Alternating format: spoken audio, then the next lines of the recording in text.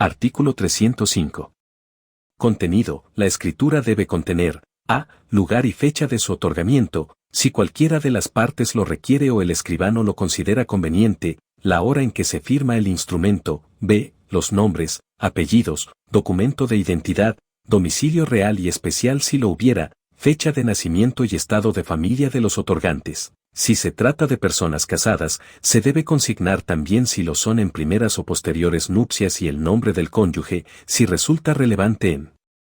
Atención a la naturaleza del acto. Si el otorgante es una persona jurídica, se debe dejar constancia de su denominación completa, domicilio social y datos de inscripción de su constitución si corresponde. C. La naturaleza del acto y la individualización de los bienes que constituyen su objeto. D. La constancia instrumental de la lectura que el escribano debe hacer en el acto del otorgamiento de la escritura. E. Las enmiendas, testados, borraduras, entre líneas, u otras modificaciones efectuadas al instrumento en partes esenciales, que deben ser realizadas de puño y letra del escribano y antes de la firma. F. La firma de los otorgantes, del escribano y de los testigos si los hubiera. Si alguno de los otorgantes no sabe o no puede firmar, debe hacerlo en su nombre otra persona. Debe hacerse constar la manifestación sobre la causa del impedimento y la impresión digital del otorgante. Fuentes. Artículo 1001 del Código Civil 1. Introducción. En esta sección quinta se siguen criterios conocidos, con un lenguaje más comprensible y con las especificaciones puntuales de la ley que deben contener las escrituras públicas. Se expresa que la falta de cumplimiento de los incisos A, B y F acarrea la nulidad del acto escriturario. La inobservancia de las otras formalidades no anula las escrituras, pero los escribanos o funcionarios públicos pueden ser sancionados. 2. Interpretación del artículo 305.2.1. Los requisitos formales y esenciales del contenido. El lugar y la fecha del otorgamiento es un requisito esencial para la validez de la escritura. Asimismo, el lugar debe estar comprendido en la competencia territorial del escribano. En cuanto a la individualización de las partes, se sanciona con la nulidad a aquella escritura que no contenga el nombre de los otorgantes del acto de conformidad con lo previsto en el artículo 309 del Código Civil. Lo novedoso radica en que ya no se exige al escribano dar fe de que conoce a los otorgantes como único supuesto, sino que la identidad se justifica también por la exhibición que se haga ante el del documento idóneo, y previa individualización del documento que se agrega al protocolo, reproduciendo con la pertinente certificación las partes pertinentes.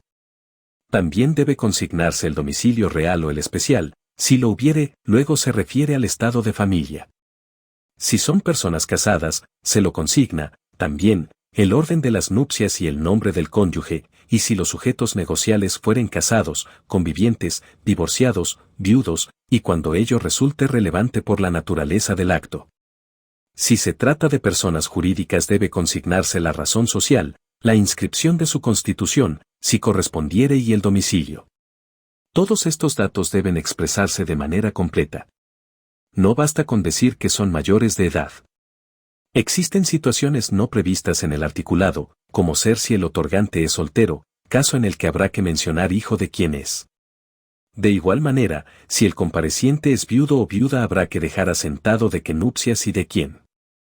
Si el estado civil denunciado es el de divorciado, habrá que consignar de qué nupcias y de quién, y también solicitar una copia de la sentencia de divorcio para comprobar que se ha decretado el fin de la sociedad conyugal. 2.2.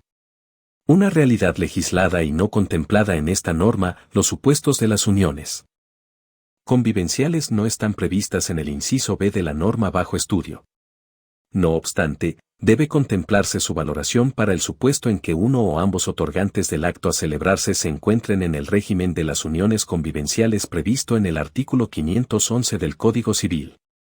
Allí se expresa que dicho sistema familiar, su extinción y los pactos que los integrantes de la pareja hayan celebrado, se inscriben en el registro que corresponda a la jurisdicción local, solo a los fines probatorios. En el artículo 512 del Código Civil, última parte, se reconoce que la inscripción en el registro de uniones convivenciales es prueba suficiente de su existencia. Es relevante que ello se considere por cuanto, en el artículo 517 del Código Civil, se establecen los momentos a partir de los cuales se producen efectos respecto de terceros. Los pactos, su modificación y rescisión son oponibles a terceros desde su inscripción, prevista en el registro de uniones convivenciales y, en especial, en los registros que correspondan a los bienes incluidos en estos pactos.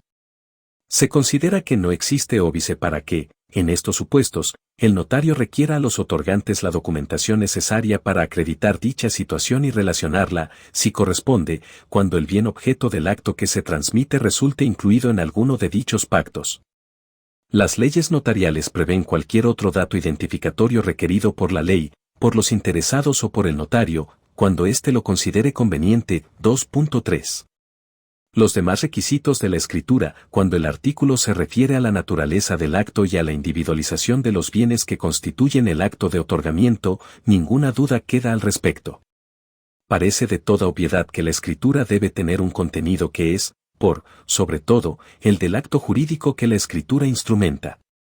Al referirse a la lectura y al acto de dejar constancia instrumental de dicho requisito, se desprende que, de acuerdo a la ley, la autenticidad con que se haya recogido en la escritura la voluntad de las partes queda librada a la responsabilidad del escribano y su deber de leer la escritura. A ese momento se limita el control que las partes pueden ejercer. No obstante, la novedad de la Ley Notarial 3393 de la Ciudad Autónoma de Buenos Aires es la posibilidad que cada una de las partes tiene de leer la escritura de por sí. Se entiende que es una atribución, excepto que el compareciente fuere discapacitado auditivo, en cuyo caso la lectura por sí es obligatoria. La falta de lectura no es causal de nulidad, artículo 309 del Código Civil, pero los escribanos pueden ser sancionados por inobservancia de dicha formalidad. En el inciso E del artículo se regula que, si en el contenido de la escritura existen borraduras, entrelineados, enmiendas u otras modificaciones que se le hubieran realizado, el escribano debe salvarlas, de puño y letra, y antes de la firma del acto escriturario. Con este requisito se asegura la intervención y control personal del escribano. La existencia de enmiendas no afecta a la escritura con tal de que estén debidamente salvadas. A este fin, el escribano escribe con su lapicera al final del texto y antes de la firma. Por ejemplo, entre líneas, tal cosa, vale. Las tachaduras deben ser efectuadas de modo que pueda leerse lo que estaba escrito. Ello se salva diciendo, lo testado, no vale. El inciso F contempla la firma de los otorgantes, del escribano y de los testigos, si los hubiera. En el Código Velezano no se mencionaba la firma del oficial público, tal vez porque, más que un requisito de validez, es un elemento esencial para la existencia del instrumento. El artículo 309 del Código reconoce este requisito sustancial, ya que la falta de firma del escribano acarrea la nulidad de la escritura. El artículo, en su parte final, regula el procedimiento a seguir cuando alguna de las partes no puede o no sabe firmar. En tal caso, debe hacerlo otra persona en su nombre, firma a ruego.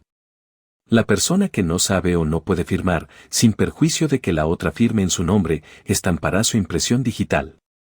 El notario dejará constancia de a quien corresponde el dedo y de los motivos que le hubieren imposibilitado firmar, con sujeción a las declaraciones del propio impedido.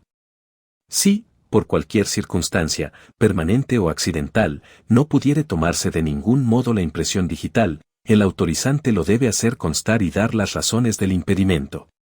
El escribano expresa el nombre, apellido, edad, estado civil de la persona que firmó por el impedido y hace constar el medio de su identificación. Artículo 79 de la Ley 3933, Ciudad Autónoma de Buenos Aires.